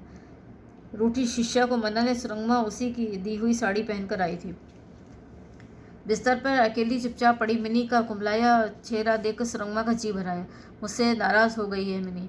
उसने हंसकर उसके सिर पर हाथ फेरा। क्या करती, तुम ही बताओ, एकाएक कानपुर जाना पड़ा। तुम्हारी चिट पाते ही जी में आया भागकर तुम्हें देखा हूँ, पर आज बैंक भी कुछ जल्दी पहुँचना था, इसी से अब आ पाई। रूठी मिनी मुंह फेरे चुपचाप लेटी थी। इस बार सुरंगमा का स्वर लाड़ दुला से छलक उसे चिढ़ाने लगा। इधर तो देखो, तुम्हारी लाई साड़ी पहनकर आई हूँ मिनी, देखो तो किस एक्ट्रेस जैसी लग रही हूँ, फ्रेंच या बेल्जियन। फिर वो किसी पेशेवर मॉडल की मुद्रा में साड़ी का चमचमाता पल्लू फैला हंसती उसके सन्मुख खड़ी हो गई। मिनी के बचकाने स्मित के साथ ही पर्दा खोलकर खड़े होकर दिनकर ने हंसकर कहा, मैं बताऊं, ना फ्रेंच ना बेल्जियन, बंगला के उस चित्रकार की।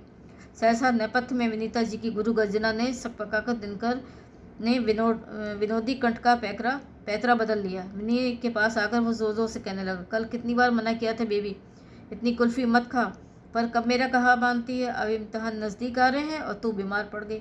मम्मी भी आज जा रही हैं। विनीता जी किसी अभागे नौकर पर बस से जा रही थी।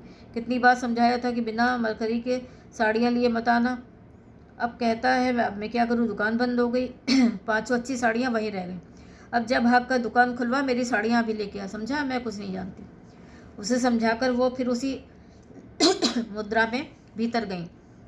पुत्री के सिरहाने खड़े पति को उन्होंने एक बार फिर घूरा। फिर धम्म से कुर्सी पर बैठकर वो बड़बड़ाने लगी, कहीं जाना हो तो कभी इस घर में निश्चिंत होकर नहीं निकल सकती। ये सब पैकिंग पड़ी है, साड़ियाँ लाया ही नहीं, पता नहीं दुनिया भर के उजबक छाट कर तुमने कहाँ से भर लिए हैं। कितनी बार कहा है, कम से कम एक नौकर तो ढंग का ढूंढ लो।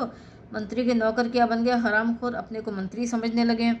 क्षण भर पूर्व कमरे में छिटकी आनंद की वह ज्योत्सना विनीता जी के आते ही विलुप्त हो गई। सुरंगमा मिनी के सिरहाने हाथ का पैकेट धरकर उठ गई। मैं अब चलूँ मिनी, अब जब तुम्हारी तबीयत बिल्कुल ठीक हो जाए तभी पढ़ने आना। अच्छा। फिर विनीता जी को औपचारिक नमस्कार कर उसने वही मुंडे हाथ दिनकर जी की ओर फेरे और पर्दा खोलकर बाहर निकल आई। विनीता जी के भयानक मूड का पारा उतरा नहीं था, इसलिए उन्होंने मुंह खोलकर यह भी नहीं कहा कि स्टाफ काज छोड़ देगी। दिनकर सुरंगमा का माथा चलाते रहे। पति की कठोर मुखमुद्रा देखकर फिर वो स्वयं रुआसी हो गई। सुरंगमा को उसने नहीं रोका और उसी की उपस्थिति में उससे बुरा भला कह गई थी। तभी क्या वो उससे अप्रसन्न हो गया था? उस दिन पहली बार पति और पुत्री को छोड़कर जाने में उसे न जाने कैसा लग रहा था। जी में आ रहा था त्रिशूल तार अपने न आने की सूचना दे दे, और किंतु जहाँ वो अपने वातानुकूल डिब्बे में बैठी ट्रेन चली सब भूल गई।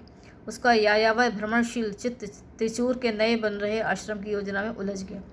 मिनी की परीक्षा समाप्त होने पर सुरंगमा उसके लाख बुलाने पर भी कभी उसके घर नहीं गई। परीक्षा समाप्त होते ही विनीता जी एक दिन के लिए आकर उसे अपने साथ त्रिशूल ले गई, तब भी सुरंगमा उससे मिलने नहीं गई। वो उन दिनों 3 दिनों के दौरे पर कानपुर उन्नाव चली गई थी। मिनी के जाने के बाद उसका जीवन और भी नीरस हो गया था। उसकी वाचाल निर्दोष शिष्या उसके कितने निकट आ गई थी, उसका आभास उसके जाने के बाद ही हुआ। वो इधर सुबह ही अपनी किताबें बटो सुरंगमा के घर आ जाती और दिन भर वहीं पढ़ती रहती। सुरंगमा के हाथ का खाना उसे बहुत अच्छा लगता था। कभी दोनों एक साथ चौके में घुसकर खाना बनाती, कभी पत्रिकाएं देखती। सुरंगमा बैंक चली जा तो मिनी उसी के तख्त पर पसर जाती। कई बार उसे बुलाने आया बड़बड़ा के लौट जाती। सुरंगमा लौटती तो देखती अनभ्यस्त अनाड़ी हाथों से उसके सुव्यवस्थित चौके की पूरी व्यवस्था भंग कर चाय चीनी के डिब्बे इधर उधर फैला उसकी शिष्या चाय बनाकर प्रतीक्षा में बैठी है।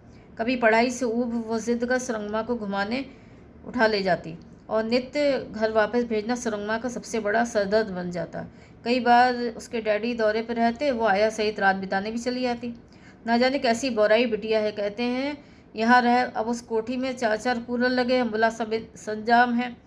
अच्छा अच्छा, तुम चुप रहो आया, तुम्हें कूलर में सोना है तो चली क्यों नहीं जाती? हमने डैडी से कह दिया है हम यहीं रहेंगे।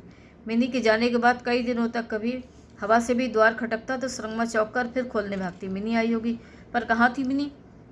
अब कौन उसकी कुंडी खटखटा सकता था? किंतु एक दिन आधी रात को किसी ने उसकी कुंडी खटखटा कर उसके हाथ पैर ठंडे कर दिए। कौन कौन? 2-3 बार पूछने पर भी जब किसी ने उत्तर नहीं दिया, तब उसने उठाकर बत्ती जला दी।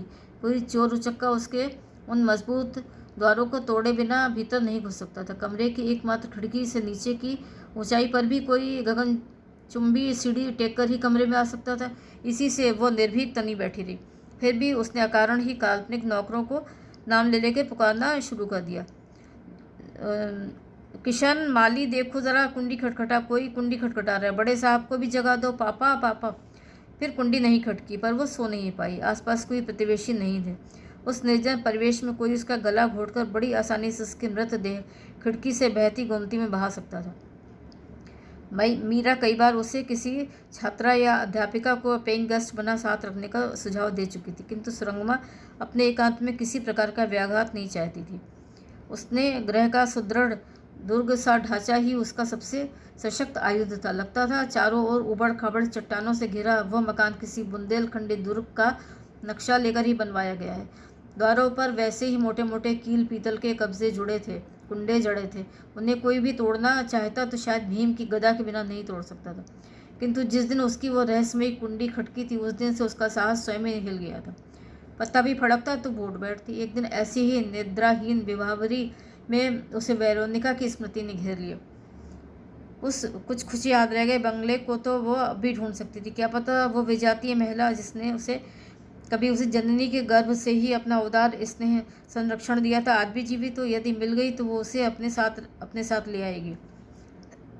इस भयावह बंगले का एकांत फिर उतना भयावह नहीं रह जाएगा। दूसरे दिन बैंक से लौटते ही वो उस लाल बंगले की खोज में निकल गई थी।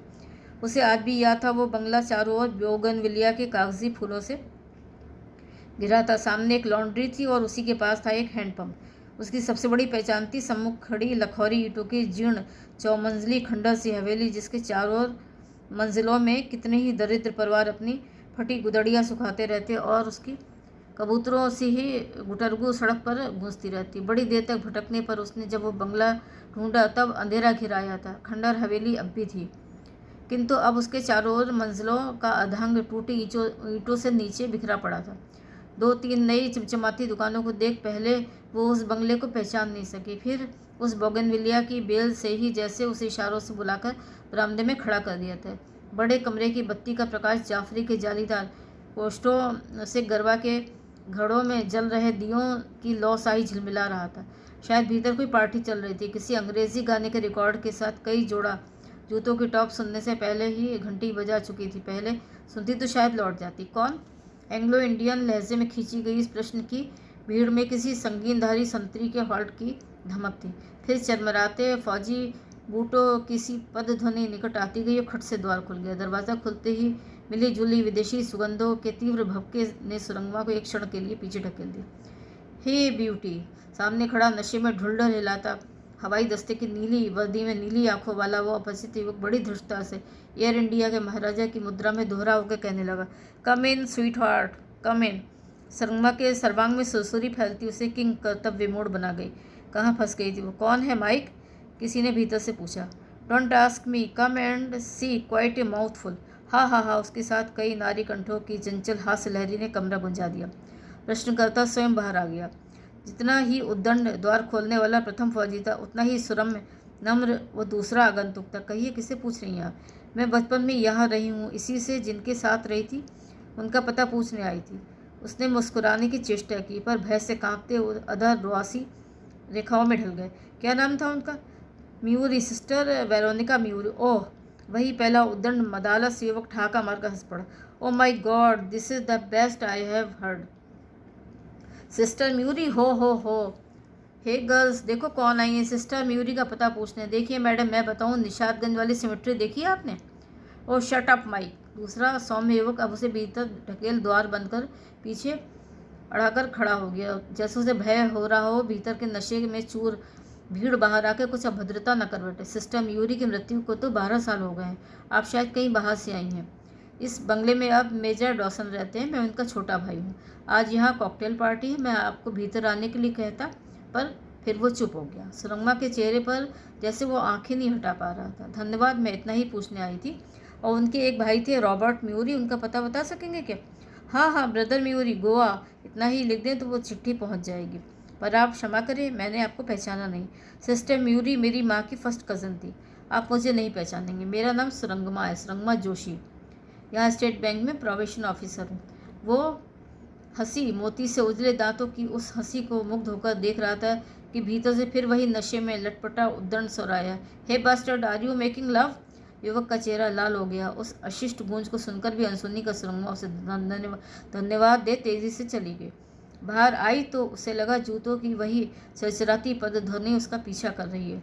एक प्रकार से दौड़ ही लगाती वो टेढ़ी मेढ़ी गलियों से निकल इस प्रशस्त पथ पर हाँफ रही थी कि खचाक से एक कार आकर उसके सामने रुक गई। हे भगवान, तब क्या वो मदमत शराबियों की टोली उसे कार लेकर खींचने आ गई थी? सुरंगमा, इतनी रात को यहाँ क्या कर रही हो? उसने चौंक कर गर्दन उठाई। झंडा लगी कार का द्वार खोलकर दिनकर ने आश्चर्य से उसके फक पड़ गए चेहरे को देखा। आओ बैठो, मैं तुम्हें छोड़ दूंगा। अकेले कैसे जाओगी? जी मैं रिक्शा कर लूँगी। कहीं रिक्शा देख रही हो क्या?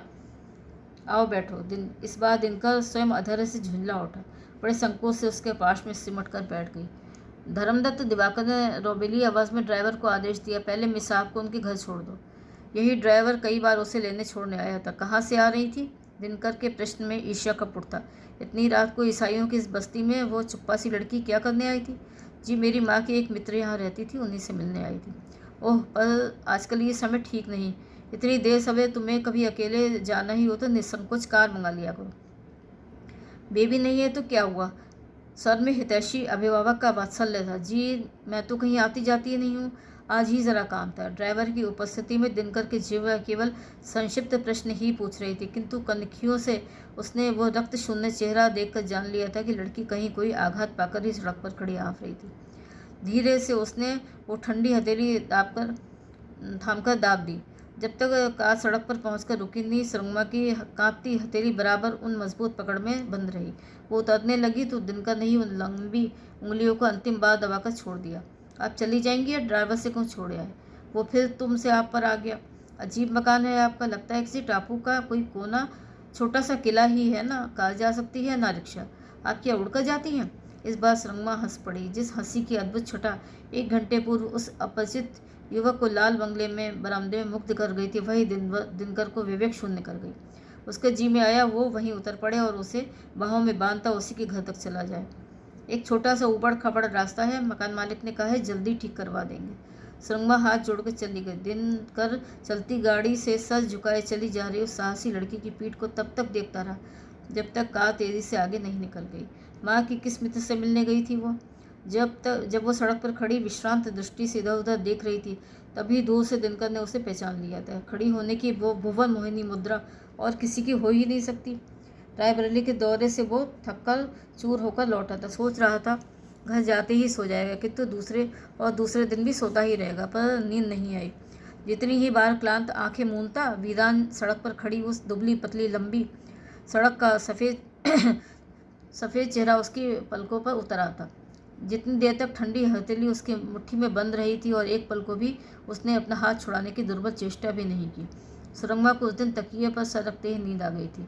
ऐसी नींद उसे महीनों से नहीं आई थी। एक तो लालबाग के उस बंगले को ढूंढने में इधर उधर भटक वो बेहद थक गई थी। उस पर पिछली 2 रातों से वो ठीक से सो नहीं पाई थी। आधी रात को न जाने कैसे उसका हाथ लग सिरहाने धरा, पानी का गिलास टन्नर से गिरा और वह चौंक कर जग गई। उसे लगा किसी ने द्वार खटखटाया। क्या उसके कान बज रहे थे या सचमुच ही कोई द्वार खटखटा रहा था? इस बार किसी ने जोर से ही कुंडी खटखटाई। रात को उस बंगले के शराबी का फौजी चेहरा उसकी अधजगी आंखों में तैर गया। उस सौम्य युवक को अपना नाम पता भी तो बता आई थी। द्वार की कुंडी बड़े अधैर्य से खड़खड़ाने लगी। तो कौन? इस बार सुरंगमा ने बड़े साहस से पूछा। सुरंगमा, द्वार खोलो। इस आवाज़ को सैकड़ों गलों से निकली आवाज़ के बीच भी पहचान सकती थी, पर इतनी रात को उसके यहाँ? उसने घड़ी देखी। रात के ठीक 2:30 बजे थे। सुरंगमा पहचाना नहीं, दिनकर हूँ। हड़बड़ाकर वो उठ गई। जिस चादर को ओढ़कर सोई थी उसी से उसने अपनी बाँहीन नाइटी को ढाँपा और द्वार खोल दिया। 4-5 चिटकनियाँ साकल खोलने में उसे कुछ समय लगा। जब द्वार खुला तब आने वाले ने पलक झपकते ही चारों चिटकनियाँ चढ़ा दी और बंद द्वार पर अपनी चौड़ी पीठ लगाए खड़ा हो गया। उसका सांवला चेहरा कोबरा की पीठ से चमक रहा था। उन्नत ललाट पर घुंघराले बालों के छल्ले फैलाकर आंखों पर उतर आए थे। वो अब भी हाँफ रहा था। लग रहा था तेजी से दौड़ लगा, सीमा की डोरी थामे हाँफता कोई क्रॉस कंट्री रेस का विजयी धावक खड़ा है। नाइटी को ढांपने गई चादर जिज्ञासा भय कुतूहल की झंझा में उड़कर खुले तंबू से नीचे ढह गई थी। किसी आश्चर्यचकित मुग्ध बालिका की दृष्टि से वो एकटक उसे देख रही थी। हंसकर दिनकर ने दोनों बाँह फैला दिए। यहाँ आओ सुरंगमा, आओ, तुम्हें दिखाऊं मेरा कलेजा अब भी कैसे किसी गेंद सा उछल रहा है। ऐसा दौड़ लगा कि संसार का कोई दुस्साहसी प्रेमी क्या आज तक अपनी प्रेमिका के पास ऐसी तीव्र गति से आ पाया है। आओ सुरंगमा। पर सुरंगमा के दोनों पैरों में जैसे किसी ने 2 कीलें गाड़ कर रख दी थी। बड़े निश्चित कदम रखता उसका वो अद्भुत आत्मविश्वासी प्रेमी आगे बढ़ा और उसे खींचकर उसने ऐसे उठा लिया जैसे वो नन्ही बच्ची हो। सुरंगमा, सुरंगमा, ईश्वर ने हम दोनों की सृष्टि ही एक दूसरे के लिए की है। मैं अब तक अपने आप को छलता रहा नहीं। ये पाप है, पाप है। मेरी पत्नी है, पुत्री है, जनता का मुझ पर अगाध विश्वास है। मैं उनका सेवक हूँ, पर नहीं, मैं किसी का सेवक नहीं। मैं किसी का नहीं, केवल तुम्हारा। जिस दिन तुम्हें पहली बार देखा था उस दिन से मैं केवल तुम्हारा ही सेवक रहा हूँ। उसे छाती से चिपटाए वह पागलों की तरह बड़बड़ाता तख्त की ओर बढ़ा। सुरंगमा को बड़े यत्न से उस पर बिठा वो स्वयं जमीन पर बैठ गया। फिर अपना तप्त चेहरा उसने सुरंगमा के थरथराते गौर चरण युगल पर रख दिया। न जाने कब तक दोनों ऐसे ही बैठे रहे। सुरंगमा एक शब्द भी नहीं बोल रही थी। अचानक उसने अपने पैर छुड़ाकर खींच लिए। आप क्या कर रहे हैं? किसी ने आपको यहाँ देख लिया तो? अब वो सुबकने लगी। विवश सिसकियों में उसकी दुबली देह सिर से पैर तक कांप रही थी। सुरंगमा, दिनकर ने एक बार फिर उसे खींचकर छाती से लगा लिया। मैं जानता हूँ मैंने ये ठीक नहीं किया, पर मैं ना आता तो शायद पागल हो जाता। पागलों की तरह तुम्हें पुकार पुकार कर शायद अपनी ही कोठी की दीवारें गुंजा देता। मैं जान गया हूँ सुरंगमा कि तुम भी मुझे प्यार करती हो। तुम निश्चिंत रहो, कभी कोई नहीं जान पाएगा कि मैं यहाँ आया था। दिनकर ऐसा मूर्ख नहीं है, पर सच कहो सुरंगमा, क्या तुम्हें मेरा यहाँ आना अच्छा नहीं लगा? अपने इस एकांत में एक हितैषी मित्र के रूप में मुझे कभी कभी स्वीकार करोगे? मेरी ओर देखो।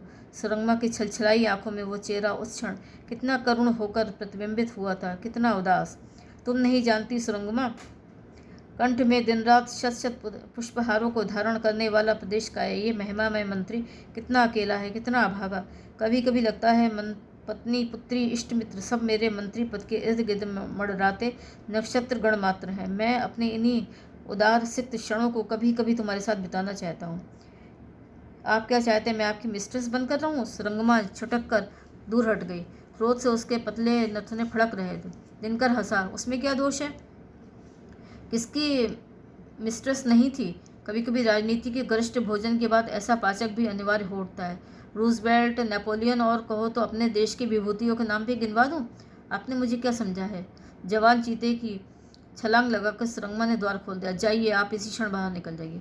दिनकर को प्रेयसी की वो मुद्रा और मुँह हो गई। अब वो बड़ी धृष्टता से हंसकर कहने लगा, अच्छा जाता हूँ, पर मिस जोशी ज़रा अपना कंधा देंगी क्या? ये कंघा देंगी क्या? मैं बिखरे बाल तो संभाल लूँ, कोई देखेगा तो सोचेगा आपने झूठा पकड़ कर बाहर निकाला है।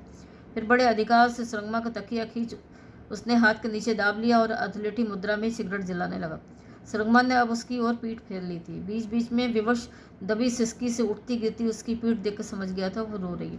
सिगरेट का कश खींचता दिनकर धीरे धीरे उसी ओर आ रहा था। वो ये नहीं जान पाई। अचानक उसके दोनों कंधे थाम दिनकर ने उसको अपनी ओर मोड़ लिया और ऊर्ध्वमुखी फूंक का संचित धुआं उसके चेहरे पर फैला दिया।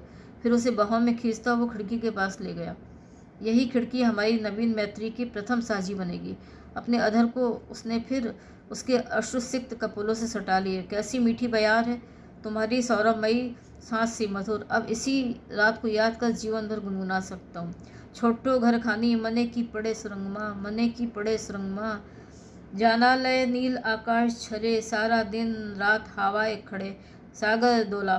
पाँव फटने से पहले जब उसका दस्यु सा दुस्साहसी प्रेमी बड़े लाड़ से ही उसकी दोनों बंद आंखें चूम कर निकल गया, तब वो निष्प्राण मुर्दे सी ही पड़ी रही।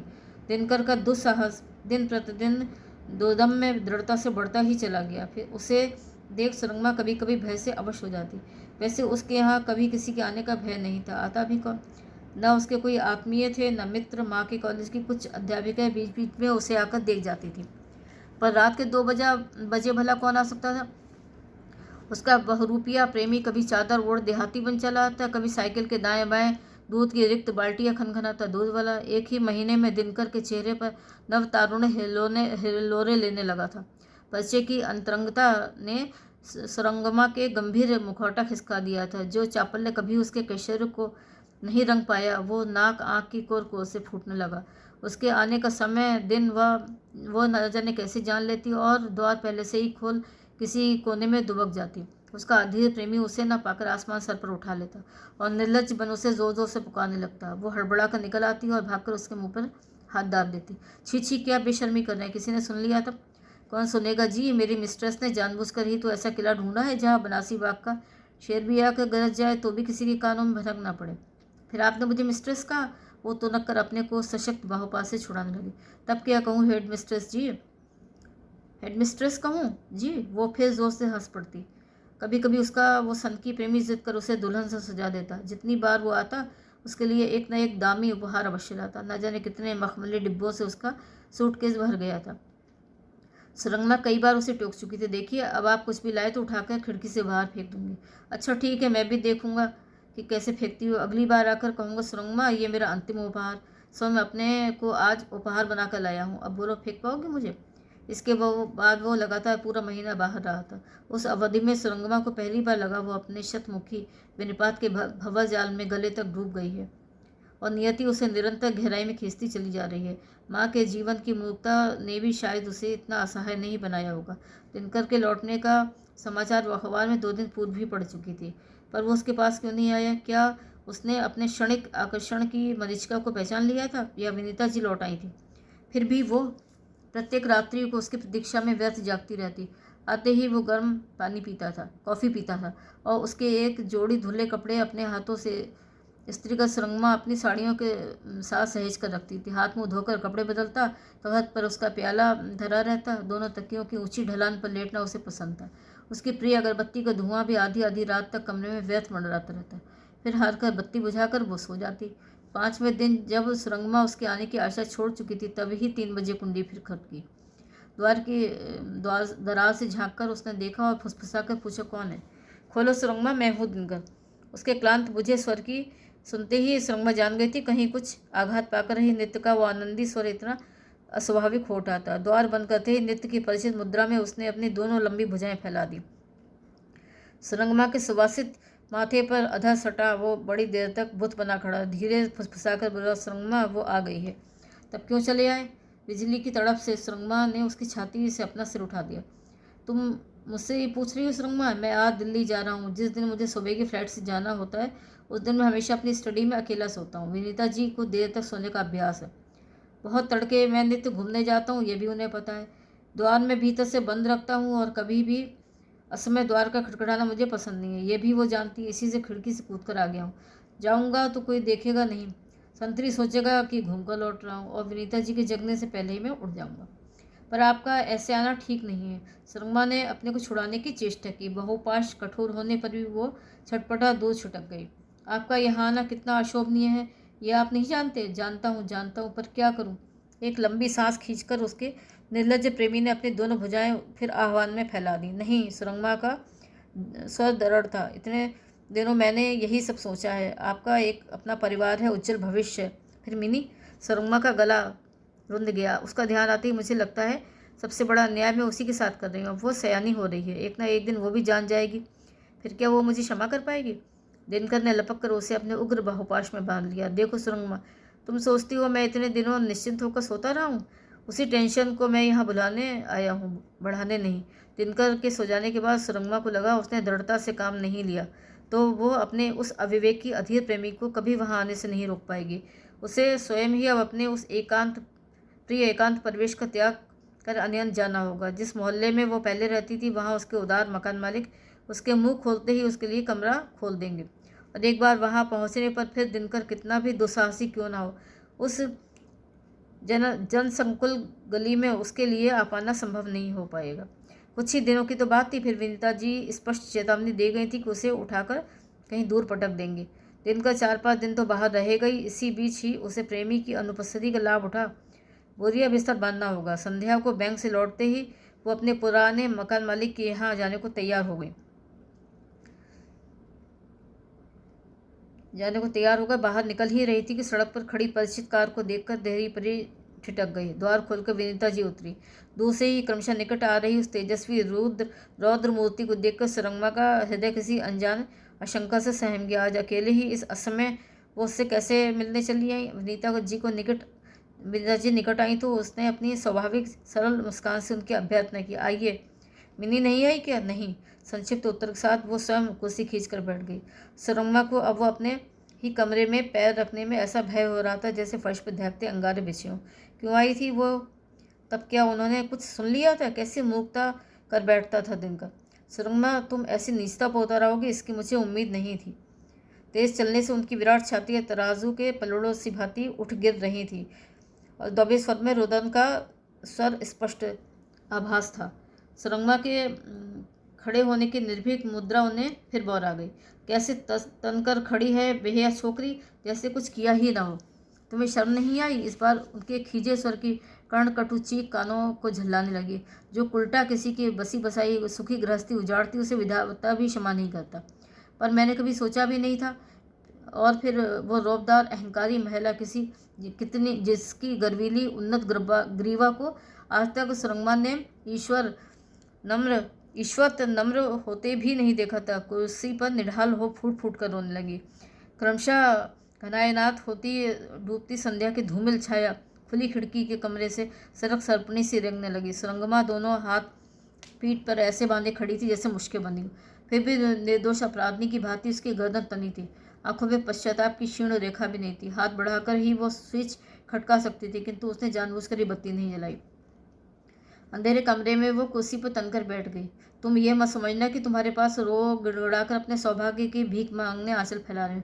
किसी वेश्या के सम्मुख आंचल फैलाने से मैं चुल्लू भर पानी में डूब मरना शेष कर समझती हूँ। अपनी तीखी दृष्टि से चाबुक से उन्होंने अंधेरे में भी उस तनी लड़की को तिलमिलाते देख लिया और फिर उसी शक्तिशाली संबोधन को दोहराया। हाँ, एक बार नहीं, लाख बार कहूँगी, तुम वेश्या हो। वेश्या से भी अधिक निर्लज्ज, चुप्पा नागिन जिसके कांटे की दवा नहीं। वेश्या तो खुले खजाने अपने शरीर का व्यापार करती हो और तुम फिक्रत हंसी में उनके मोटे होंठ तिर्यक हो गए। बाहर से देखने में सौम्य संभ्रांत और भीतर ओफ, मैं तो कल्पना भी नहीं कर पाई थी कि तुम ऐसी होगी। यही सब करना था तो किसी अड्डे पर क्यों नहीं बैठ गई? लखनऊ में तो एक नहीं अनेक अड्डे हैं, या वहाँ पे पार्ट टाइम पेशा करती हो। मैं सब सुन चुकी हूँ। किस जौहरी की दुकान से तुम्हारे लिए कौन सा उपहार लाया, किस किस रंग की रेशमी साड़ियों से तुम्हारा बक्सा पाट दिया गया है। पूरी लिस्ट धरी है मेरे पास। पर इतना समझ लो सुरंगमा जोशी, मेरी अनुपस्थिति में ही तुमने मुझे मूर्ख बनाया, अब नहीं बना सकती। अगर अब तुम अब भी नहीं चेती तो तुम्हें ऐसे कुचलकर मिट्टी में मिला देने की क्षमता है विनीता में। अपनी चप्पल को उन्होंने फर्श पर रगड़कर दांत पीस लिए। मैं यहाँ आए बिना भी तुम्हें तुम्हारे इस अक्षम अपराध का उचित दंड दे सकती थी। जिस चेहरे का तुम्हें इतना गुमान है, जिस मासूम भोले और चुंबक से तुमने मेरे लोह पुरुष को खींचा है, उसे मैं तेजाब डलवा कर कुष्ठ रोगिणी के चेहरे सा ही विकृत बना सकती थी। अपनी जिस यौवन मंडिता देह का तुम्हें इतना गर्व है, उसे मैं बीसियों गुंडों से नुचवा कर इसी गोमती के गर्भ में सदा सदा के लिए विलीन कर सकती थी। पर ऐसा कर भी देती तो क्या दिनकर मुझे जीवन भर प्रतिशोध लेता रहता? फिर एक क्षण चुप रहकर वो जैसे सुरंगमा की उपस्थिति भी भूलकर स्वगत बड़बड़ाने लगी। वो मूर्ख तुम्हें प्यार नहीं करता तो क्या अपनी राजनीतिक महत्ता को भी ऐसे भूल बिसर जाता? मैं अब उसे पलकों में मूंद कर रखूंगी, बाहर भीतर निरंतर उसके छायाग्रास को भी निगलती रहूंगी। एकाएक अपनी दृढ़ घोषणा के साथ उठकर खड़ी हो गई और अपना तमतमाया चेहरा सुरंगमा के इतने निकट ले आई कि वो सहम कर पीछे हट गई। विनीता जी एकदम ही मर्दाने लग रहे चेहरे की रगें फूल गई थी। दोनों मुट्ठियां बांध वो फिर दांत पीस कर कहने लगी, समझ लिया है ना? उनकी दोनों आंखों से प्रतिशोध की ज्वलंत चिंगारियां फूट रही थी। क्रोध के वाष्प से चश्मे का मोटा लेंस धुंधला कर दिया। उसे उतार कर आंचल से पोंछ कर बड़बड़ाने लगी, मैंने तुम्हारी बदली का प्रबंध कर दिया है। 7-8 दिन में ही यहाँ से तुम्हारा मुंह काला हो जाएगा और तब तक तुम्हारे एक एक कदम का हिसाब मेरे बही खाते में लिखा जाता रहेगा। हाथ का बटुआ संभाल उन्नत जाने के लिए पैर बढ़ाया ही था कि सुरंगमा के स्वर की दृढ़ता उन्हें चौंका गई। रुकिए, आप अभी नहीं जा सकती। विनीता जी का साहसी हृदय भी एक पल को धड़क उठा। क्या कह रही थी ये छोकरी? कहीं से छुपा हुआ रिवॉल्वर निकाल कर सौत के सीने पर धरेगी ये भागी? उन्होंने भी तो ऐसी मूर्खता कर दी थी, अकेली चली आई।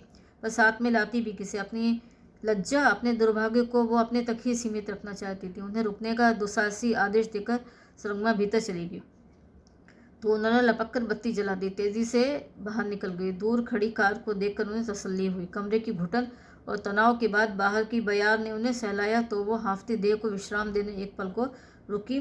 तेजी से आकर सुरंगमा उनका मार्ग अवरुद्ध कर खड़ी हो गई। लीजिए, इन्हें भी ले जाइए। मैंने इनमें से एक भी वस्तु की फरमाइश नहीं की थी। इसकी पुष्टि आप दिनकर से पूछकर कर सकती हैं।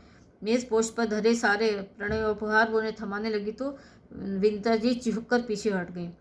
दिनकर कहने का साहस कैसे हुआ इस छोकरी को? बिना उसकी ओर देखे ही फिर विनीता जी ऐसे बढ़ गई जैसे उसकी बात का एक शब्द भी उनके कानों में नहीं गया। आपने कहा मैं वेश्या हूँ? हाथ का पैकेट लिए सुरंगमा उनके साथ साथ चलने लगी। वेश्या निर्लज होती है, ये भी आप जानती होंगी। आपने वो पैकेट नहीं थामा तो मैं आपके साथ चलकर स्वयं आपके ड्राइवर को थमाकर कहूँगी दिनकर को दे दे। वो इतना कहकर हंसी। खुली तलवार की तीखी धार की सौत की वो हंसी विनीता जी के कलेजे में धंस गई। तो क्या तुम दिनकर को ब्लैकमेल करने की धमकी से मुझे डरा रही हो? इस बार का उनका प्रश्न क्रुद्ध सिसकी में टूट गया। ये नहीं, ये विद्या मैंने अभी तक नहीं सीखी। हाथ का पैकेट उनके हाथों में डाल वो देही से मुड़ गई। कार चली तो कांपते हाथों से विनीता जी ने पैकेट खोला। कितनी साड़ियाँ, कितने मखमली डिब्बे। फिर एक बादामी कागज में यत्न से धरा गया एक जीर्ण शीर्ण चित्र। लाल पाड़ की भीगी साड़ी में नग्न अंग प्रत्यंग दिखा रही, कांख में कलश लिए पोखर की सीढ़ियाँ चढ़ती एक सुंदरी। उन्होंने अपनी बुद्ध दीप्त दृष्टि से चेहरे के ध्यान से देखा। भीगी भांज का एक एक उभार, तरल आंखों की स्निग्ध चावनी, लाल अधरों का मोहक ढलान, चिबुक की निर्दोष गढ़न, सब कुछ सुरंगमा का ही था। तब क्या कभी ऐसी ही मोहक भंगिमा से उस छोकरी ने उसके पति को मोहा था?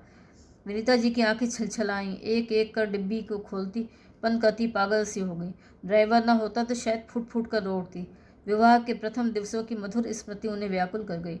उनके कांपते अधरों पर सरल दिनकर का प्रथम अनाड़ी चुंबन, अध कचरे बाहुपाश का बेढंगा ढीलापन, जिसे उसने कभी स्वयं ही एक एक पेच कसकर अटूट बनाया था।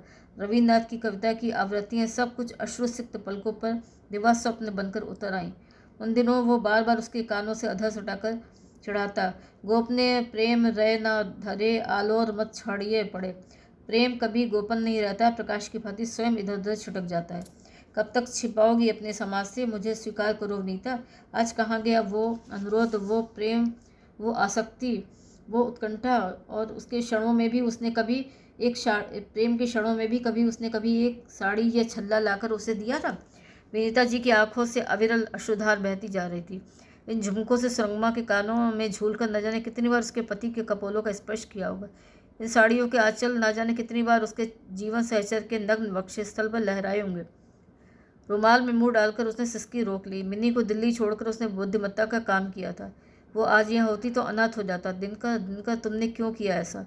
क्यों? कार के खुले शीशे से आ रहे तेज हवा के झोंकों के साथ बार बार विनीता जी का मूक प्रश्न उन्हीं की छाती से टकरा रहा था।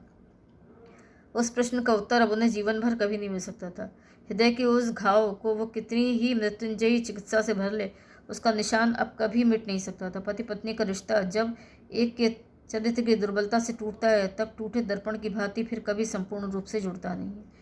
सुरंगमा की सारी रात दिन खिड़की के पास धरी कुर्सी पर ही बैठे बैठे कट गई। दूसरे दिन बैंक गई तो उसे लगा सब ही उसे मुड़ मुड़ कर देख रहे हैं। अखबार उठाकर देखने में भी उसे न जाने कैसा भय हो रहा था। विनीता जी उसे बदली की धमकी दे गई थी, किंतु उस अपमान से वो स्वयं ही छुटकारा पाने का निश्चय ले चुकी थी। त्यागपत्र देकर वो स्वयं ही लखनऊ से डेरा डंडा उखाड़ रॉबर्ट के पास गोवा चली जाएगी। उतनी दूर उसका कलंक, उसकी लज्जा कभी कोई नहीं जान पाएगा, जिसने उसे जीवन भर डैडी की मान्यता देने का वचन दिया था। वो क्या वहाँ जाने पर उसके लिए अपने द्वार बंद कर पाएगा? डाकिया द्वार की दराज से चिट्ठी सरका गया तो चौंक उठी।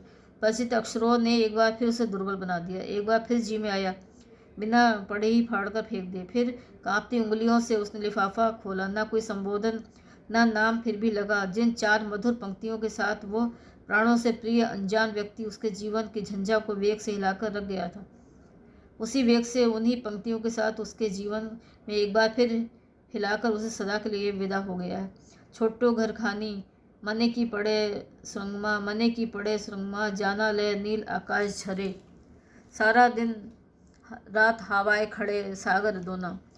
हवा में उसी लिफाफे के लिए वो द्वार पर सांकल लगाकर विक्षिप्त सी नंगे पैर बाहर निकल गई। उसके खुले दीर्घ केश पीठ पर फैले थे, विस्फारित आंखों में न जाने कैसी उन्मत्त शून्यता थी। पागलों की भांति वो धीरे धीरे बढ़ती हनुमान सेतु की रेलिंग पकड़कर खड़ी हो गई। सामने अंधकार में क्रमशः डूब रहे लखनऊ की टिमटिमाती बत्तियां गोमती वक्ष में प्रतिबिंबित हो रही थी। एक क्लांत वृषभ न जाने कहाँ से उसके पैरों के पास आके पसर गया। 3-4 कतारबद्ध ट्रक सड़क का कलेजा रौंदते निकल गए। कई रिक्शा साइकिलों की टुनटुनाती घंटियां, और फिर थोड़ी देर तक जन कलरव से मुखरा सड़क एकदम निशब्द हो गई। रेलिंग थामे वो जाने कब तक खड़ी रही। पैरों के पास पसरा बैल उठा तो वो चौकस चैतन्य हुई। कब तक खड़ी रहेगी वह? मंदिर से आ रही आरती की घंटा ध्वनि धीरे धीरे मंद अवरोह पर उतरती एकदम शांत हो गई। एक बार गोमती की उद्दंड लहरों में चिट्ठी फेंकने को उसके उठे हाथ फिर न जाने क्या सोचकर चिट्ठी को कसकर मुट्ठी में ऐसे दाब लिया जैसे वो कागज़ का टुकड़ा नहीं, विवश प्रेमी का कांपता हाथ हो। जैसे ही मरी घिसी चाल से वो आई थी वैसे ही क्लांत पगों से लौट गई। द्वार की सांकल वैसे ही लगी थी। शायद अचानक ही पूरे शहर की बिजली चली गई थी। गुप्त अंधेरे में वो सांकल टटोलने लगी तो द्वार पर पड़ी किसी गठरी से टकराकर लड़खड़ा गई। भय से उसका सर्वांग सिहर उठा। कौन छिपकर ऐसे घात लगाकर वहाँ बैठ गया था? तेजाब डाल उसे विकृत बनाने और गुंडों से नचवाने की विनीता जी की भयंकर धमकियां उसके कानों में एक बार फिर गूंज उठी। कौन हो तुम? उसने पूछा। कोई उत्तर न पाकर झुकी और वर्षों के परिचित दुर्गंध के भपके को पहचान कर उसने आंखें बंद कर लीं। मैली सी पोटली का सिरहाना बना नशे से चूर गजानन बेहोश पड़ा था। नमस्कार। तो ये थी उपन्यास सुरंगमा की आखिरी किस्त, और आशा है आपको कहानी पसंद आई होगी। अगर आपको ये उपन्यास पसंद आया है तो आप मेरे चैनल को सब्सक्राइब ज़रूर करिएगा और लाइक भी।